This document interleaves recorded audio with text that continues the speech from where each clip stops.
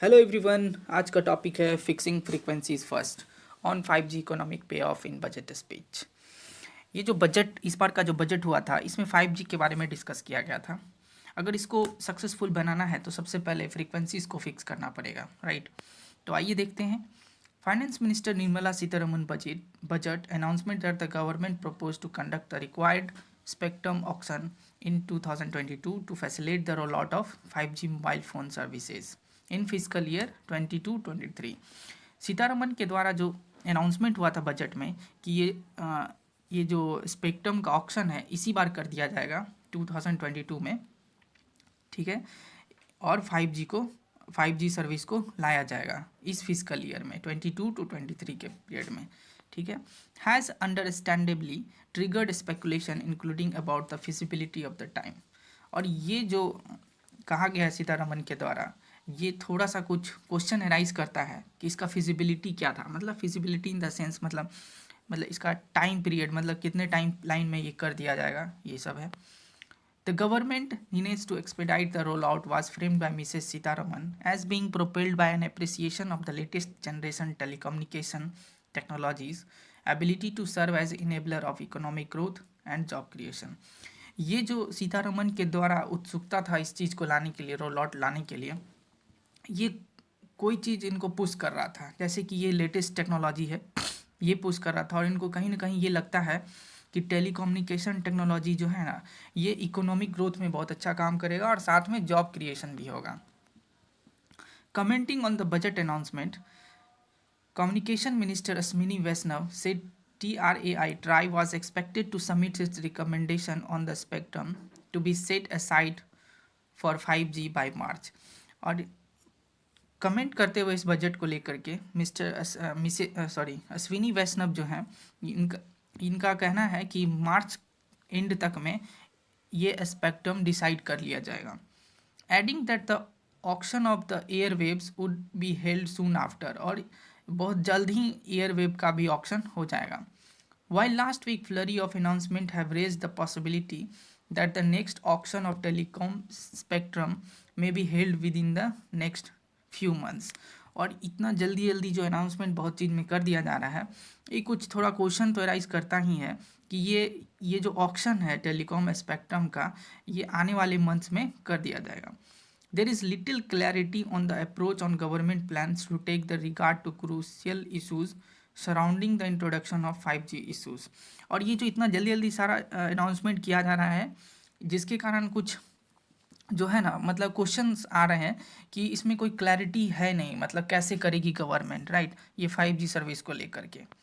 Foremost are questions around the particular frequencies the regulator is likely to recommend, ठीक है। और ये जो मेन जो है ना, जो मेन क्वेश्चन है, ये जो फ्रीक्वेंसीज को जो रेगुलेट करते हैं वो कौन सा रिकमेंड करेंगे, ये मेन क्वेश्चन है, right. The governments plan on pricing the spectrum, दूसरा जो प्लान जो प्राइस मतलब लगाया जाएगा उस स्पेक्ट्रम पे, वो भी एक इम्पॉर्टेंट है। And most crucial the very viability of the new technology. और मेन जो चीज़ है वो प्रैक्टिकल है कि नहीं ये नया टेक्नोलॉजी, ये क्वेश्चन बहुत इंपॉर्टेंट है both for telecom companies and economy as a whole. ये बात जो है कंपनीज के लिए भी और इकोनॉमीज को लेकर के ही हो रहा है। With the financially stress private telecom service provider industry now reduce to a near duopoly. आपको पता ही होगा ये जो टेलीकॉम सेक्टर है अभी कहीं मतलब बहुत ही मतलब फाइनेंशियली स्ट्रेस्ड है, जिसके कारण क्या हुआ है, डुओपोली आ गया है। डुओपोली कहने का मतलब यहाँ पे है ये कि सिर्फ दो ही मेन कंपनीज जो है ना टेलीकॉम सेक्टर में काम कर रही है, जियो और एयरटेल, ठीक है। As Vodafone Idea continue to bleed losses, ये तो आपको पता ही होगा वोडाफोन आइडिया अभी बहुत लॉस में चल रहा है। And subscriber and even plans to convert some of its outstanding interest dues to the department of telecommunication into an equity stake. और ये अपना ये जो लॉस है ना, ये कहीं ना कहीं ये सोच रहे हैं कि ये इक्विटी स्टेक में गवर्नमेंट को दे दें। That will make the union government the largest shareholder. The sector appetite for the high capital intensive 5G technology is unlikely to substantial at the moment. ये जो वोडाफोन आइडिया के बारे में कहा गया है, ये तो ले नहीं पाएंगे ये स्पेक्ट्रम, इतना तो कंफर्म है, क्योंकि ऑलरेडी इतने लॉस में है। इस लॉस को कम करने के लिए ये क्या कर रहे हैं, अपना इक्विटी जो है गवर्नमेंट को दे दे रहे हैं। The 5G represent an exponential leap in technology is beyond doubt. और इसमें डाउट करने वाली बात तो है नहीं, क्योंकि 5G टेक्नोलॉजी है ना बहुत तेज़ी से बढ़ रहा है, right. However, most countries that have commercialized 5G so far largely find the technology still predominantly deployed as an upgrade replacement for 4G in terms of end use.